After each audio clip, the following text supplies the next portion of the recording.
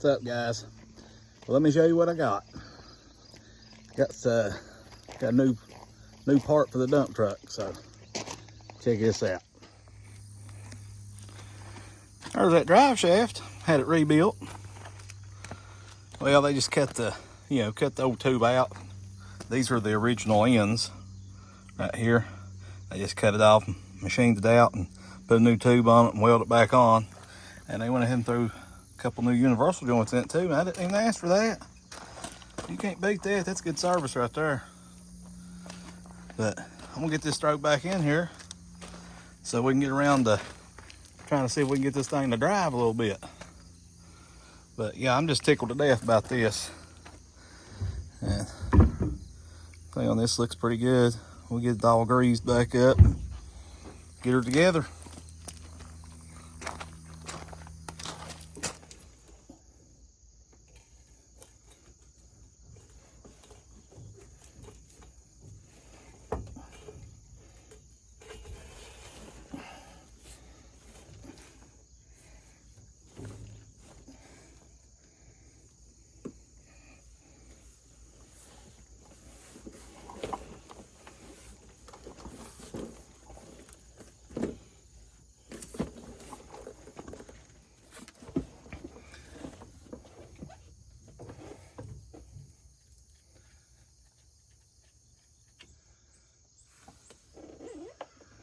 Now, hopefully this goes together without too big an issue.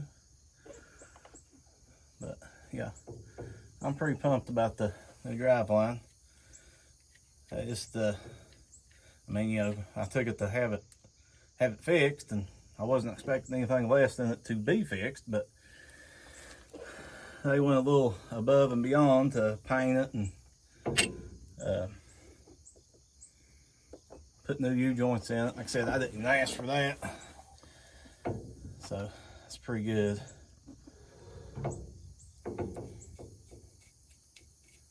Now, did get the passenger side rear wheel back together. Bled the brakes. Everything seems to be working okay, as far as I can tell. But then we got a wheel cylinder on the driver's side started leaking. So we're going through the same process on the driver's side. I probably won't record a whole lot of it. I may get some of it, or some of the things I left out on the other side and didn't record. I might go ahead and try to record on this one. But be another time, another video.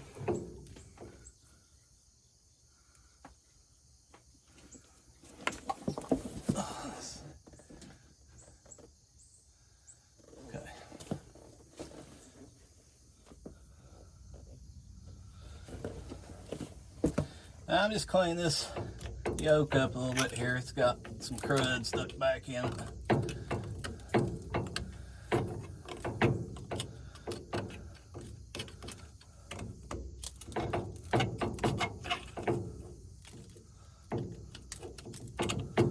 It's kind of funny how it's made with like a little cavity there. I don't really know what that's for. I know what it's for. It's for a place for dirt and stuff to get just sitting there and rust. That's what it's for, right? This side here is mostly grease stuck in it.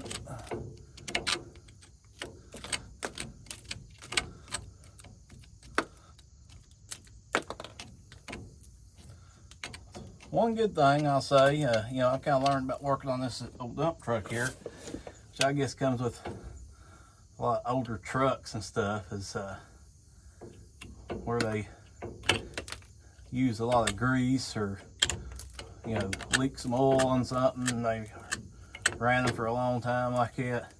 You have this buildup like this, it's just thick, gobbed on there. Man, that really helps protect it. It lasts forever that way. Ain't nothing will rust out. You get all that on it.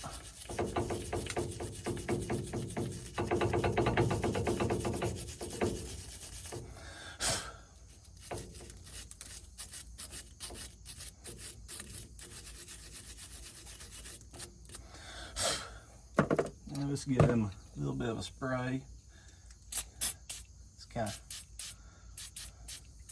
wash them down a little bit. Okay.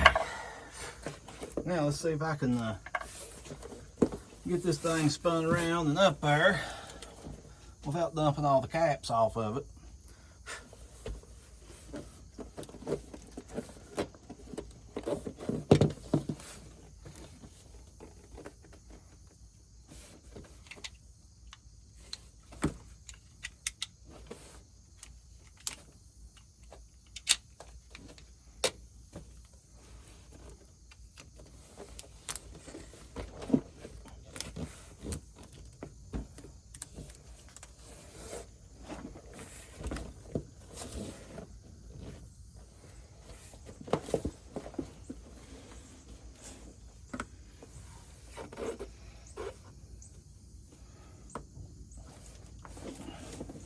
Might get a hammer and drive it back just a little bit.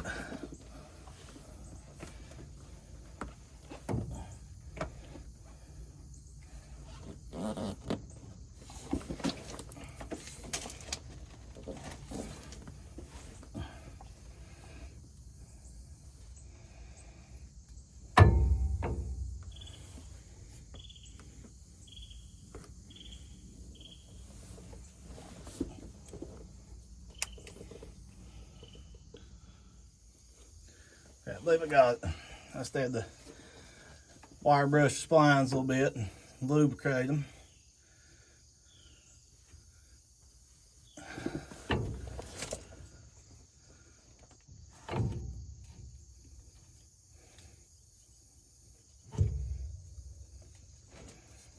Make sure we're in on this. Yep. Okay.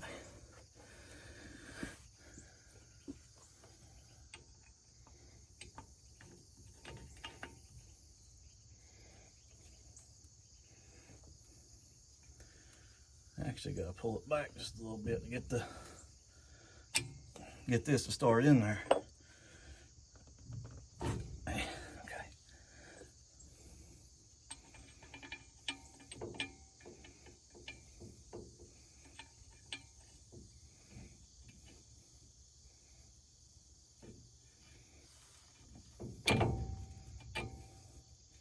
Let that rest there a second. See if I get this other side. Not dropping this thing on my face.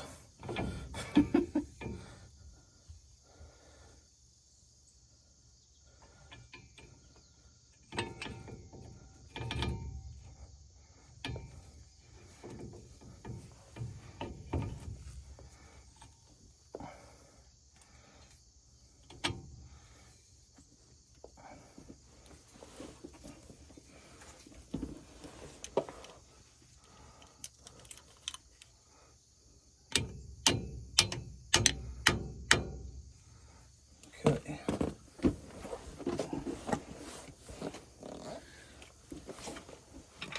Give that a little bit of shot.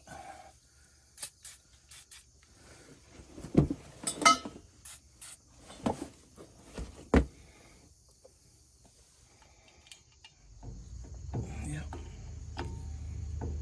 Okay. All right. We're in business now.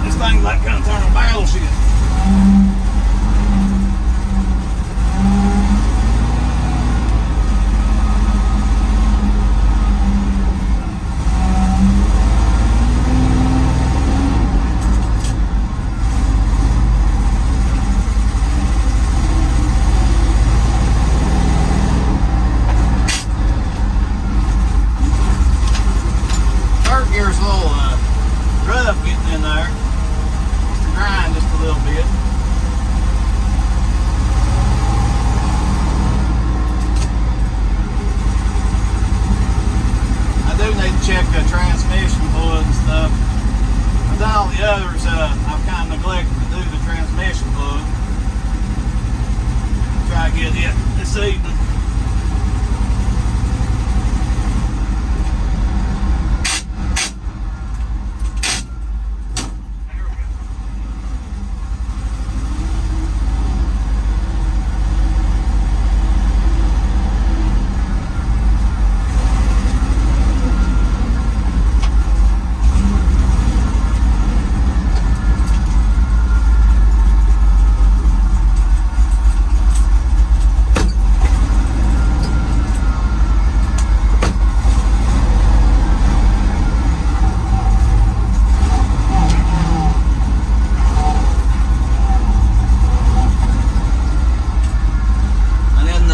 Brakes, I've got them where they're not leaking anymore, and they sort of work. But I think the vacuum booster is not working right. So we got enough here to do this stuff right here on the holler, kind of test run. But other than that, they don't quite feel like they working like I should. Well, if I could go in the gear, that'd be alright. Oh, there we go, double clutch. Maybe that's what it needs.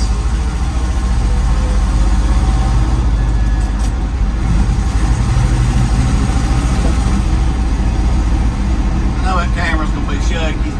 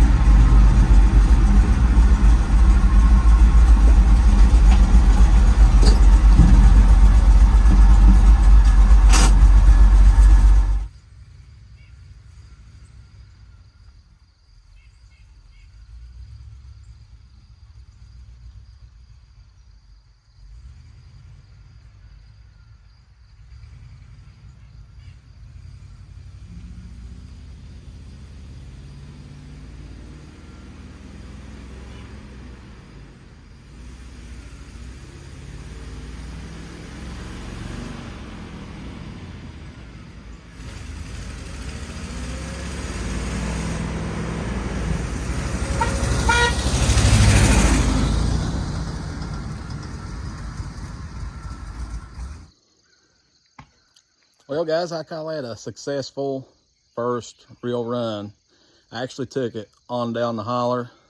I forgot to hit the record button when I went.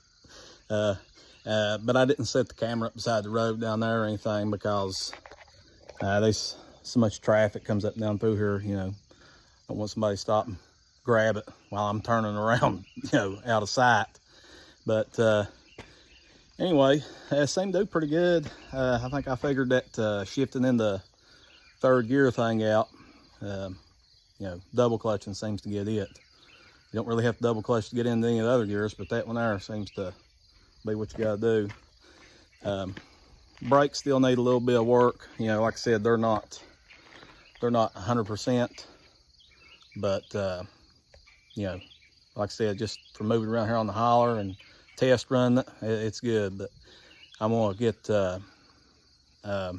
order one of those vacuum booster. I found a company that has them remanufactured. I'm gonna order one from there probably next month when I get a chance and try to change that out and see what we can do about that. Other thing is too, I'm still looking for an air cleaner. I totally don't have any kind of air cleaner on here. I know probably going to get rode hard in the comments about that, but you know, I just ain't got nothing to put on it. So if anybody has one they want to get rid of, or you know, for this type of truck, like I said, this is a 78 International 1600 with the 345 2-barrel Holley carburetor. You know, shoot me a message, let me know. You know, maybe we could work something out and I can get one off of you. But other than that, you know, we got some of this rust and stuff in here, like right here. And yeah, I actually slit that back so I could get in there and trying to see exactly what I had going on. Got some pretty serious rot up under here. Okay. But I found a guy that makes replacement panels for these trucks. And I don't know, we get everything lined out, get this thing, you know, where it's, you know, you can take it down the road and go somewhere as far as, you know, everything being legal on it. And all that type of stuff. Then we'll look into maybe going that route, because that's pretty extensive surgery. You know, requires removing the windshield, taking the front cowl off the truck, and going internally there to replace that stuff. But for now, it is operational. I'm pretty happy with it. You know, it takes a little getting used to. Just that shift pattern, it ain't too bad. You know, it's just totally different from anything else I ever drove. It was a standard shift for the most part. You just got to be careful, and you go to pull out. Remember, in this truck, reverse is where, like in a normal standard shift, reverse is where second gear would be at. So you don't want to pull out and try to jam it in second and be putting it in reverse. I could see it being very easily done. So, yeah, now one of the other things I got to do too, this fuel tank. Now, I've cleaned it a couple times. This has the one that's under the cab here. See, right there's a spout, and right there's the fuel tank. Now, that fuel tank's in, you know, exterior wise, it's pretty good shape. It's still got nice black paint on it and stuff. But inside, it had a lot of rust and stuff. And I've cleaned it multiple times. You can see the fuel filter here. It's not too bad, but there is, I don't know how, if you shake it, you'll see some stuff sitting down the bottom. Still getting some crud in there. But I bought some fuel tank sealer. I'm gonna try to do that. Maybe not this evening, but sometime next few days. I may try to do a video on that. We'll have to pull the fuel tank back off, run the cleaning solution through it, and they recommend putting like a chain or you know, some bolts and nuts and stuff like that inside, shaking it, you know, that type of stuff. Try to help break all that stuff loose. And then, of course, it has to set and dry. It has to be completely dry before you put the, well, I guess it's like a, sort of like an epoxy or something that you coat the inside of the tank with. And then after you put it in there, then you gotta let it set and dry for, I believe, 96 hours, what they recommend. So like 4 days. So that's gonna be one of the next things I do to it. Then, you know, we got this rust here on the bed. We're gonna try to start working on getting this junk here fixed up, cut all this garbage out, just try to patch it back up. And then on the back here, of course, we gotta get some tail lights. These are busted all to pieces. It'd be really nice if I could find international tail lights. I don't know that I'll be able to do that, but these are actually international tail lights. So, and I can show you, if you'll look right there on the side, you can see the IH. Even got a part number on it. So those are international tail lights. You know, the bed itself, yeah, it needs some patchwork and here and there on it. This hitch plate, I'll probably try to make a new one. But that's later on down the road. I mean, as right now, I don't really need to pull anything with it. I just, you know, mainly got it to haul some dirt and gravel with, stuff like that. But you know, it is a homemade one anyway. But the little cross member they got back down over in here, you can see it from the bottom side. It's cracked and got some where it's trying to rot out. So yeah, that'll be something later on in the future, is making a new one of those. And you know, I'm not too sure about these things as far as like if you was pulling a trailer brake, as far as I know. I mean, well, I know it doesn't. This thing doesn't have a trailer brake. I mean, you got a 7-pin plug there, which will be good for, I guess it's 7, 3, 4, 5. That's a 6-pin plug. I guess all that'd be good for is run lights. It wouldn't run a brake because inside the truck there's no kind of trailer brake or anything like that. You know, and like I said before, you know, this truck is a hydraulic brake truck. But yeah, if I do keep it, then yeah, we're going to make up a new hitch plate, and we will see about how you go about putting we'll put a trailer brake on this thing to where you can at least I could pull my car trailer with it if I wanted to, because I can haul my tractor on it if I was going to go do a job or something. And I'll probably do one of the, well, I would have to do a double one where I'd still like to keep the pintle hitch in case I ever got an equipment trailer.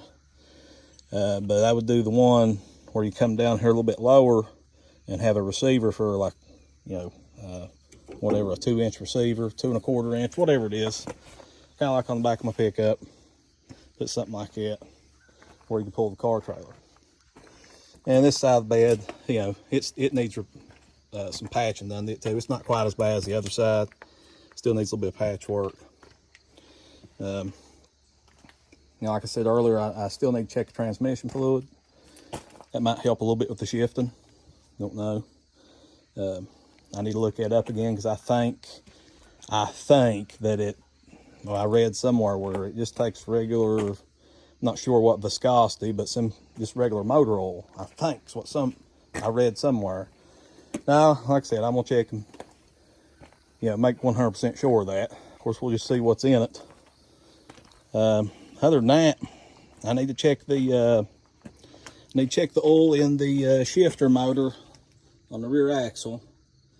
Now, of course, just driving here on the hauler, I haven't tried that out. You know, like I said, these brakes still ain't, you know, 100%. But so going down the hauler there a minute ago, I just kind of cruised along about 25, 30 mile an hour. But I know when you flip the switch on the shifter for the 2-speed rear end, you can hear it shift back here. So, you know, I assume everything works on it. So far, everything else has worked on this truck. There hasn't been anything, since I got it running, there hasn't been anything on it that hasn't worked. It's just a matter of, you know, maybe fooling with something a little bit. You know, the brakes was the biggest thing. Of course, that comes with about anything that's set for any amount of time. Brakes get stuck, hoses dry rot, wheel cylinders leak, stuff like that. So we seem to have all that pretty well lined out. It does have a little bit of exhaust leak on the donut gaskets. You know, I actually tightened this one up where it comes off the bottom of the manifold right there. That one was leaking pretty good, and believe it or not, I actually got them bolts to tighten up. The other side I could not get to tighten up, but I would say the biggest issue with that was, if you'll remember, and if you've been following along on the first video of this truck, the drive shaft was bent, and, you know, we had a new one made and put in. You can see right there, that's the new drive line. Well, it got bent when they had it at the junkyard, the scrap yard, where they was going to crush this truck. And when the guy I got it from, when he bought it, you know, they took a big end loader with forks on it and picked this thing up and set it on a trailer. Well, when they done it, they bent that drive shaft. And when they bent it, they also smashed the exhaust too. So it kind of loosened everything up towards the motor on all your exhaust connections and clamps and stuff. So that's why she has a little bit of exhaust leak here and there on it. But, you know, other than those few little things like that, I mean, a little bit more TLC, and I mean, it's ready to go down the road. We are going to end up changing the wheels on it, because this truck does have all the split rims that nobody will fool with, because they are extremely dangerous. They blow up and kill people. But I've found the guy that has some. Just a matter of, you know, getting the chance and a little bit of money to go get them. But you know, all that'll come later on down the road. I'll probably work on this bed before I do any of that stuff. Get this bed looking better, get a coat of paint on it, and we'll see what happens then. Anyway, guys, I believe that's going to wrap this one up. So do me a favor, hit that like button. It really helps us out. You know, subscribe. That way you can get notifications whenever I post a new video. And leave a comment. Let me know if it's the type of stuff y'all like. Because I'll be making several more videos on this truck, trying to keep it going. But also, it's getting wood splitting season. So there'll be firewood processing videos to come too. So thanks for watching.